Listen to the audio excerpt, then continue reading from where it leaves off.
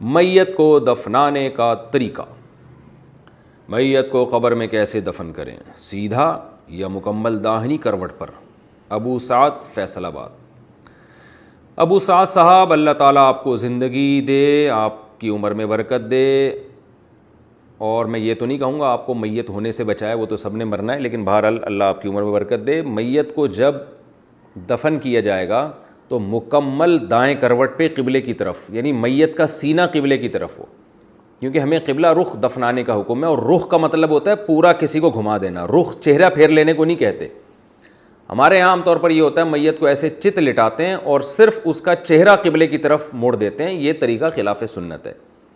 تو قبلے کی طرف میت کا رخ کرنا چاہیے, اور رخ کا مطلب ہوتا ہے جیسے ہم نماز میں قبلے کی طرف رخ کر کے ہمیں نماز پڑھنے کا حکم ہے. تو اب آپ بتائیں کوئی شخص جو ہے وہ قبلہ ادھر ہے اور وہ ادھر رخ کر کے نماز پڑھ رہا ہے, اور جب اسے کہا جائے قبلہ ادھر ہے تو وہ اپنا گردن یہاں گھما لیتا ہے, تو گردن گھمانے سے تھوڑی ہوگا. تو سینے کا رخ جہاں ہوتا ہے وہاں انسان کا رخ سمجھا جاتا ہے.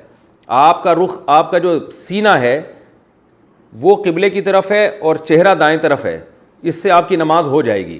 لیکن اگر سینہ دائیں طرف ہے اور قبلہ سامنے ہے اور چہرہ اپنے سامنے کیا ہوا ہے تو نماز نہیں ہوگی, کیونکہ اس کو رخ پھیرنا نہیں کہا جاتا. تو رخ جہاں آپ کا چیسٹ ہو نا, جس طرف آپ کا سینہ ہو, تو یعنی یہ کہا جاتا ہے کہ جس طرف انسان کا سینہ ہے اس کا رخ اسی طرف ہے. تو اسی لیے میت کو جب قبر میں لٹائیں, چاہے مرد ہو یا عورت ہو, بچہ ہو یا بوڑھا ہو, اس کو مکمل دائیں کروٹ پہ لٹائیں, اور قبر میں جو دیوار ہوتی ہے نا پیچھے مٹی کی, اس کی طرف ٹیک لگا دیں تاکہ وہ بیلنس ہو جائے, اس کا مکمل قبلے کی طرف ہو جائے وہ.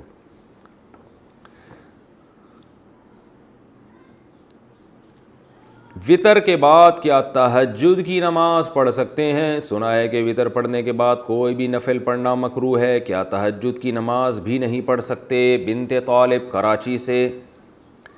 رسول اللہ صلی اللہ علیہ وسلم کا ارشاد ہے, اجعلوا آخر صلاتکم وطرا, وطر کو سب سے آخری نماز بناؤ. اس بیس پر بہت سے علماء کی رائے ہے کہ وطر سب سے آخر میں پڑھنا چاہیے, اور وطر کے بعد کوئی نفل نہیں ہے. اور ہمارے شیخ حضرت مفتی رشید احمد صاحب رحمہ اللہ کا موقف بھی یہی ہے, اور احسن الفتاویٰ میں اس پر بڑا زبردست مدلل رسالہ بھی ہے. لیکن ناجائز کوئی بھی نہیں کہتا, یعنی افضل ہے کہ وطر سب سے آخر میں پڑھے جائیں. لیکن وطر اگر کسی نے پہلے پڑھ لی ہے تو اس کے بعد بھی نفل پڑھنا بھی جائز ہے اور نماز پڑھنا بھی جائز ہے, کچھ بھی پڑھ سکتے ہیں, ناجائز نہیں ہے. افضل ہے, افضل کہ سب سے آخر میں, ناجائز نہیں ہے, کیونکہ نبی صلی اللہ علیہ وسلم سے تو ثابت ہے صحیح سند سے کہ آپ نے وطر کے بعد 2 رکعت پڑھے ہیں. تو راجح یہی ہے کہ وہ 2 رکعت بھی وطر سے پہلے پڑھ لیں آپ, لیکن کوئی پڑھ لے تو ناجائز نہیں ہے. خاص طور پر جس کو یہ امید نہ ہو کہ تہجد میں میری آنکھ کھلے گی, وہ اگر وطر چھوڑ کے سو جائے گا اور رات کو آنکھ نہ کھلی تو وطر قضا ہو جائیں گے, اور وطر کی نماز واجب ہے. آپ صلی اللہ علیہ وسلم کی صحیح حدیث ہے اس بارے میں, من لم یوتر ان اللہ زادکم صلاۃ الا وہی الوطر, اللہ نے ایک اور نماز ہمارے لیے بڑھا دی اور وہ وطر ہے. تو وطر کے وجوب کے بڑے مضبوط دلائل ہیں, بہت سخت تاکید ہے وطر کی, تو اس کو آپ قضا نہیں کر سکتے. تو اگر رات کو آنکھ کھلنے کا خوف